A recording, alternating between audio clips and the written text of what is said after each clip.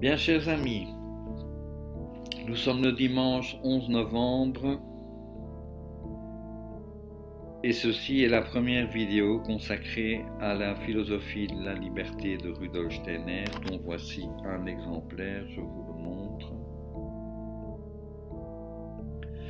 Cette vidéo sera suivie par d'autres et j'espère qu'au fil du temps, je pourrai vous aider à faire de ce livre un véritable livre de chevet et d'études, car en fait ce livre peut devenir le livre de toute une vie. On n'aura jamais fini de le commenter, donc je ne prétends pas être un de ces commentateurs qui prétendent détenir la vérité concernant son contenu, mais bien un simple journaliste d'investigation.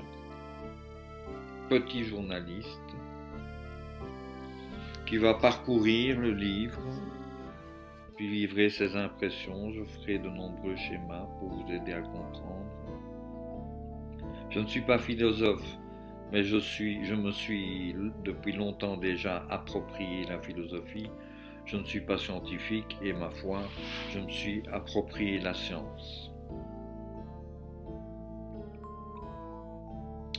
Alors, différentes traductions existent en français. Moi, j'utilise celle-ci. Elle est parue aux éditions anthroposophiques romandes. C'est la traduction de Georges Ducommun.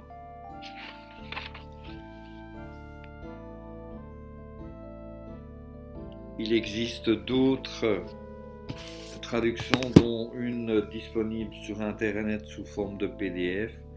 Il vous suffit donc de la télécharger. C'est une traduction que j'aime assez bien aussi, Germain Claretti, et de la faire imprimer.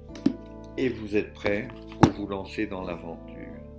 Je vais prendre comme point de départ, je ne sais plus où j'ai lu ça, mais Rudolf Steiner aurait dit, la rumeur, qu'il faudrait lire ce livre comme on lit un roman avec des personnages.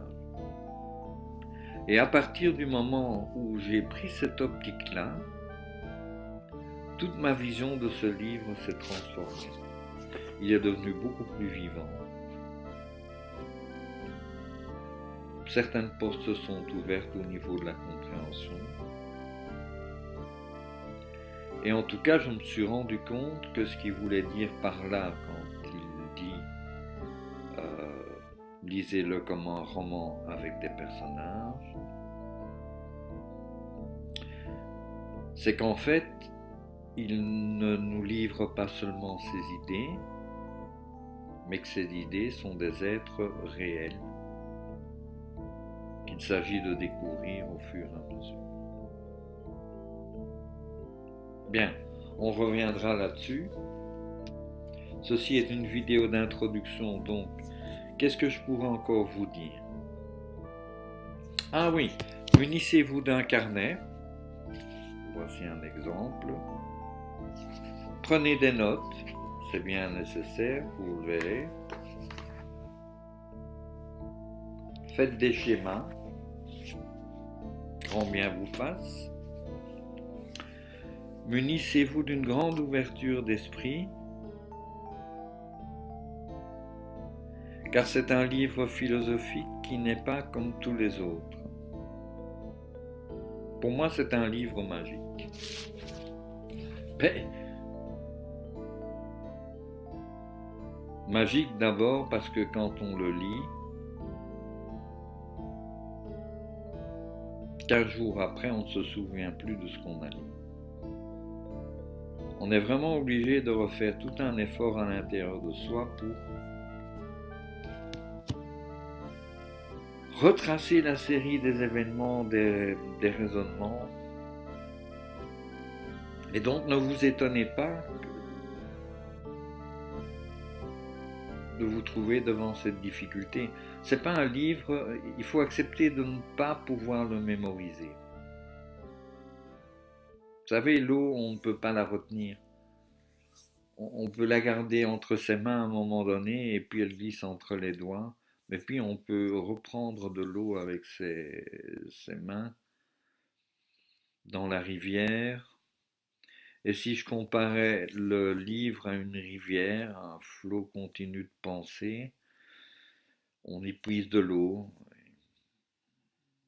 il faut plonger dans la petite rivière, il faut se laisser glisser, emporter par le courant.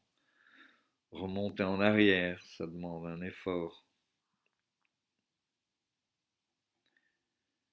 Et que dire d'autre encore? Eh bien que j'espère que vous suivrez ces vidéos et qu'on pourra en discuter lors de ces journées rencontres autour de la philosophie de la liberté.